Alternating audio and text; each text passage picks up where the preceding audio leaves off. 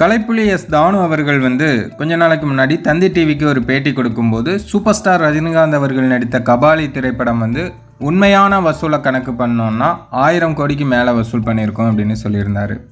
இது வந்து சோசியல் மீடியாக்களில் ஒரு பேசுபொருளாக மாறிச்சு. இப்போ வந்து ஒரு படத்தோட வசூல் அப்படின்னு சொல்லி தயாரிப்பாளர்கள் ஒரு அமௌண்ட்டை அனௌன்ஸ் பண்ணுறாங்க அப்படின்னா அது வந்து ஒரிஜினலாக இருக்கும் அப்படின்னு நம்புகிறாங்க. அப்போது கபாலி படத்தோட தயாரிப்பாளர் வந்து கலைப்புலி எஸ் தானு அவர்கள். அவர் தான் சொல்கிறாரு, இந்த படத்தோட உண்மையான கலெக்ஷனை கணக்கெடுத்தோன்னா 1000 கோடியை தாண்டும், அந்த அளவுக்கு ஒரு மிகப்பெரிய வசூல் தான் கபாலி படம் பண்ணிச்சு அப்படின்னு சொன்னார். இப்போ மீண்டும் எஸ்எஸ் மியூசிக்கில் ஒரு இன்டர்வியூ வந்து கொடுத்துருக்காரு கலைப்புலி தானு. அந்த இன்டர்வியூலையும் அவர் வந்து இந்த விஷயத்தை தெளிவுபடுத்தியிருக்காரு. கபாலி படம் வந்து 1000 கோடிக்கு மேலே வசூல் பண்ணியிருக்கோம் அப்படின்னு சொல்லியிருந்தீங்க, அது உண்மையா அப்படிங்கிற மாதிரி அந்த எஸ்எஸ் மியூசிக்கில் ஒரு கேள்வி கேட்டாங்க.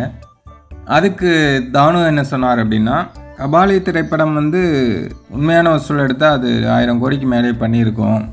ஏன்னா அமெரிக்காவில் மட்டும் ஷேர்ஸ் மட்டுமே 100 கோடிக்கு மேலே வந்திருக்கு. இதை வந்து அந்த டிஸ்ட்ரிபியூட்டரே சொன்னார்.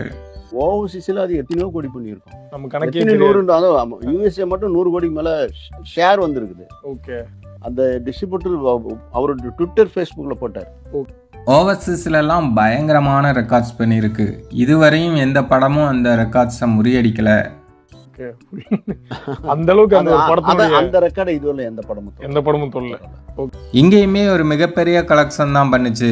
அதை தான் நான் வந்து இன்கம் டேக்ஸ் தெரிஞ்சுக்கிட்டோம் அப்படின்னே தான் நான் வந்து ஒரிஜினல் கலெக்ஷனை தான் வெளியிட்டேன் அப்படின்னு கலைப்புலி தானு வந்து பேசியிருந்தாரு. பட் வந்து இப்போ இங்கேயே விளம்பரமே, அதாவது இன்கம் டேக்ஸ் தெரிஞ்சுக்கிட்டேன்னு தான் போட்டேன், என்ன வசூல் அப்படியே போட்டேன். 6 நாளில் 320 கோடி அப்படிங்கிறத அஃபிஷியலாகவே கலைப்புலி தானு அனௌன்ஸ் பண்ணியிருந்தாரு.